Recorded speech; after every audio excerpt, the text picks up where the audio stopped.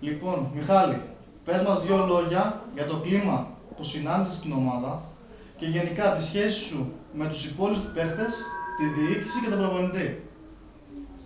Για μένα ήταν, επειδή είχα ξανάρθει και το καλοκαίρι στην προετοιμασία στην ομάδα, ήξερα πάνω κάτω τι εστί Δόξα Πενταλόφου και τους ανθρώπους τους οποίους δουλεύουν για αυτή την ομάδα. Και βεβαίως έπαιξε πολύ σημαντικό ρόλο στην απόφασή μου αυτό.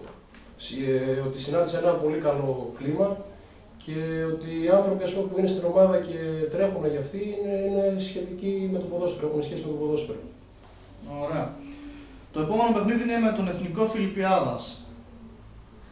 Τι έχουμε να πούμε για αυτό το μάτς? Εντάξει, τώρα έχουμε ξεκινήσει ένα καλό σερί αποτελεσμάτων.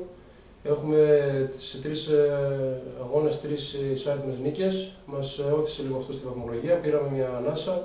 Δεν σημαίνει όμως ότι όλα κρίθηκαν εδώ, όπως είπε και ο coach. Πρέπει να συνεχίσουμε την προσπάθεια και κάθε παιχνίδι πρέπει να το βλέπουμε διαφορετικά. Σε κάθε παιχνίδι δεν πάμε να παίζουμε και με τη Λάρισα και με τη Φιλιππιάδα ή με τον τελευταίο. Πρέπει να πηγαίνουμε για την νίκη και μόνο. Είτε παίζουμε μέσα είτε παίζουμε έξω. Ωραία, Μιχάλη, ευχαριστούμε πολύ. Αυτά 2, 3 μέρες. Όχι 2.